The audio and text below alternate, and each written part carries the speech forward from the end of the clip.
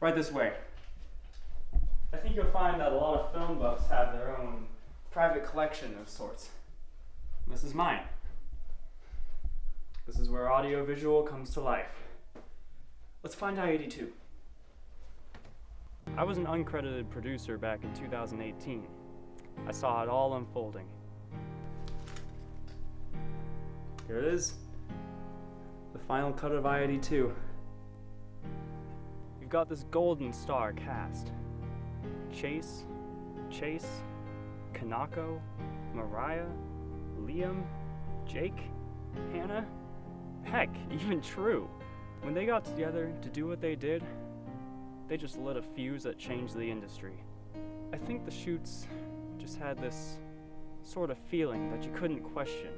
It was like a cosmic alignment, you know?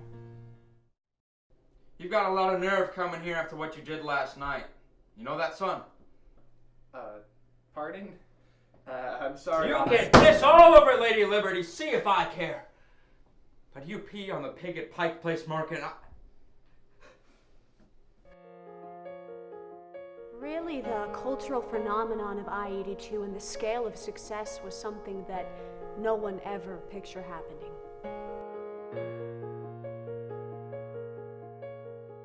I mean, I-82 was the highlight of my high school and my entire film career. I mean, doing that scene with Chase Peterson was just the best thing that I could ever ask for. Carver taught me a lot about acting. There was one moment where he stopped me and he said, "Trevin, what are you doing?" And I said, "I'm acting." And he said, "No, you're not." And I felt this embrace come over me, and it was like I was transported by Carver. He helped me pick the apple. He helped me get to that point where I could reach and grasp a hold of the apple. And then I continued the scene. Everyone else is wrong. Let's talk about True Stites. Tell myself I wouldn't care if she True was a local teenager at the time of this film. He was a drama student in my drama class. I thought that he'd be a good fit for Leslie because he seems like he had a lot of experience, you know, getting knocked down but getting back up If I again. look around, I'll see that True had these sweeping ballads and this music that you just didn't know if he was ready for. And he insisted on doing them all in one take.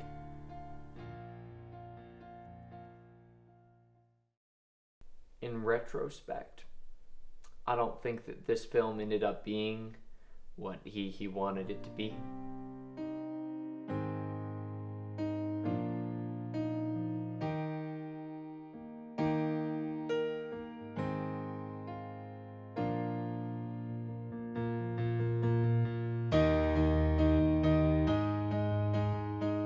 I still remember getting the phone call. It was about a week after the film project, and I was shining this old pair of shoes when I pick up the phone and this guy on the other line says, "You and Jake are gonna be cops on a major television network show." After accepting, my life completely changed, and I owe it all to I-82. Liam Stanfield is such a genuine guy. I would not be working with him if I didn't love him so much. I mean, that radiant smile you just can't turn away from. Years later, I know I wouldn't have changed a thing. We've all seen tremendous opportunities. Well, most of us. True? True's very talented. He's a cool guy. So it was obvious from the start that True wasn't going to be easy to work with. He would say all the time, "Where's my trailer?" And we tell him, "True, this is a school project, you don't have a trailer." And he'd be like, "I'm not leaving my trailer until I get a better trailer."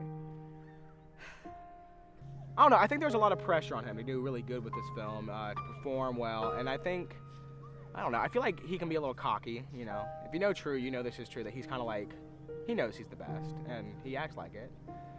But in the end, you can't do it all in one shot. And I think he thought that he could, you know? I think he was like, yeah, I can do this. But when it comes to like lyrical syncing and musical prowess, it's true. Come on. Really? At this point, he was pretty much just handed like every lead role, so we were all kind of just waiting for reality to catch up with him.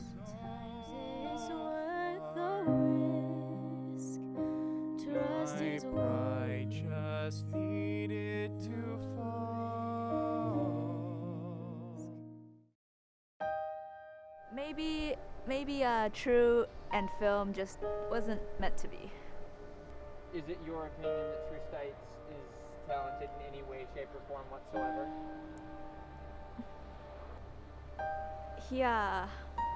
He's really good at rock, paper, scissors. Some people are really easy to work with. Some people aren't. He's the second one. He just isn't, he doesn't really listen. Sometimes he'd show up, sometimes he wouldn't. I couldn't tell if he was on something. He was really out of it all the time, and it just makes working really hard, and I love my job. But it was fine. We pulled it together, and like I said, I'm really grateful for the show. So he like messaged me on Facebook a couple months back, and he was like, "Hey, Mom, like, you know, we were in that film together a while ago, and I'm really looking for someplace to stay. Like, he's homeless right now, apparently. It's really very, very sad." And he texted me, he's like, "Could I just like crash on your couch or something?" And I was, no, I said no. He doesn't let himself become. He just takes for himself. And I would never know what that is like as an actress, but I hope that True one day learns what it is like to be a giver. I mean, I guess the question on most of our minds right now is, what even is True doing nowadays?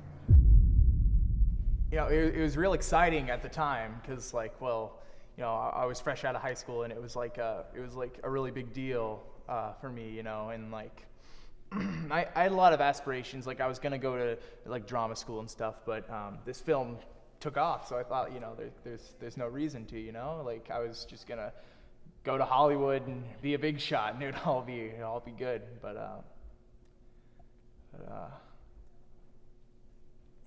it didn't quite work out that way. You know, everybody else did great. I was really proud of all of them. But you know how like someone plays such an iconic role. I feel like Mark Hamill in Star Wars, or Michael Cera in like Scott Pilgrim. But I feel like that was my downfall. You know, just playing such a great part that everyone loved. I couldn't find work anywhere else, and you know, personally, I couldn't have done better, and I don't think anyone could have, honestly. Are you I think aware that you were out of sync with the lyrics?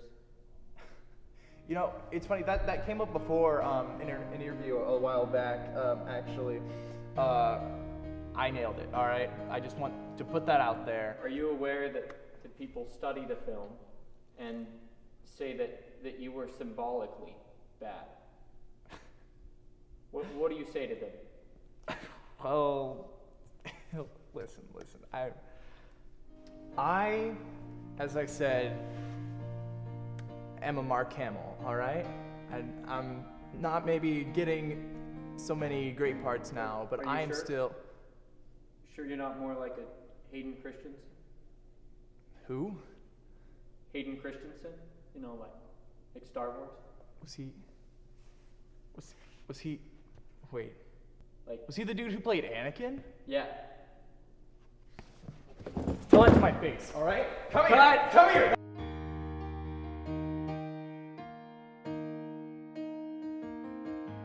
I mean, is there really any advice you can give at this point? Don't cheat on your wife, or your second wife, or for that matter, even your fifth wife. Don't give up, man.